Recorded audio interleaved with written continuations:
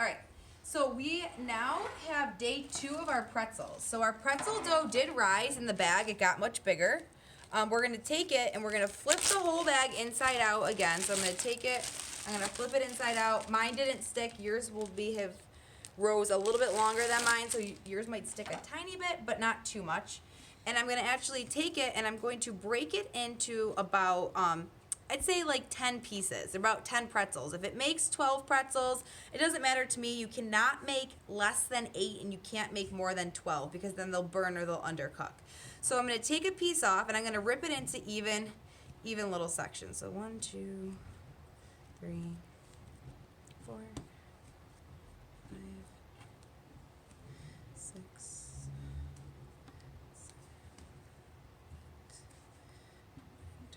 all right, so I've got about 10 sections here, and then everybody is going to end up rolling their own pretzels. So make sure you guys are all rolling your own. And when you roll the pretzels onto the countertop, there's a couple different ways you can do it. The first way is to actually make the pretzel shape. So I've got my first dough ball, and I'm going to actually roll it together in my hands first so that it gets into the long cylinder shape. I'm going to have to use a little bit of pressure. Notice how it doesn't stick to my hands. It shouldn't stick to your hands. It might stick a tiny bit. Some of you might need a little bit of flour for this, and you can use a little bit of flour. But when I say a little bit of flour, I mean just sprinkling the countertop so it doesn't stick. All right, so now it's about this length, and I'm going to take it down to the counter, and it's going to roll onto the counter. So I'm going to press and roll. I have to use some force and press down a little bit when I roll so it actually stretches the dough. So I press and roll, press and roll. Once it's about the size of a ruler, or maybe about this length right here, you can then turn it into a pretzel shape. So this is how you turn it into a pretzel shape. First, you take it together and kind of make a circle at the top. You cross the two ends at the top so it kind of looks like a breast cancer sign. You twist them again, and then you pull down, and then they will turn into a pretzel shape. Now the pretzels do blow up in the oven and get bigger, so don't worry that they're super, super tiny. I'm going to show you that one more time. So I'm going to take it to the counter, I'm going to press down, and I'm going to roll. See how I start in the middle, I press and I roll outwards. Then I'm going to take it and I'm going to go together at the top. I'm going to cross it together at the top. I'm going to twist it, and then I'm going to pull down. And that's my pretzel shape. Now, if that is too difficult, turn it this way actually so you can see. If that's too difficult and you think your dough, you might have made a mistake or something didn't work out right, you can make pretzel bites. So if you want to make pretzel sticks or pretzel logs and just roll it in your hands together like this, and you want to make just a long cylinder shape, this is okay with me too if you want to do something like that.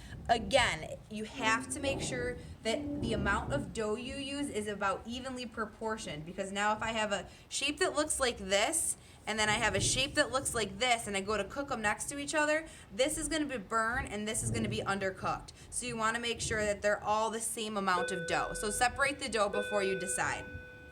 Then you're going to take your hot water. So it says you need 1 cup of very warm water. So in your liquid measuring cup, I've already measured 1 cup of very warm water.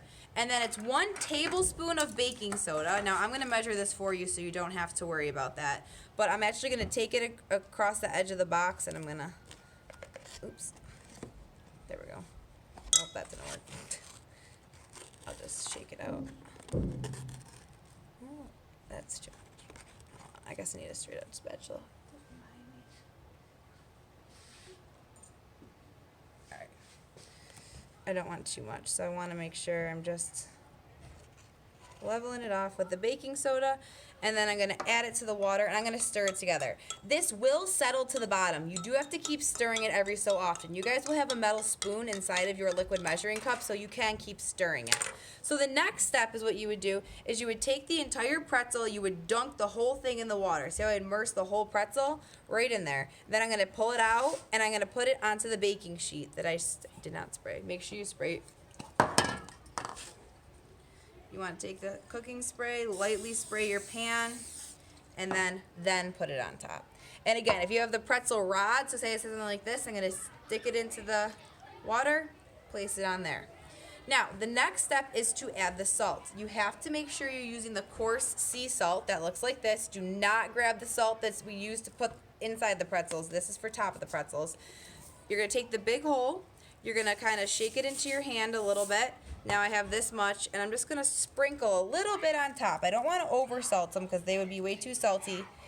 And the salt will stick to the pretzels because the pretzels are now wet from putting it inside of the water and the baking soda mixture. These pretzels are then going to go into the oven for about 4 minutes. And then you're going to end up taking them back out of the oven and buttering them and then cooking them again for another 3 minutes. So we will show you that. So these are about to go in the oven right now.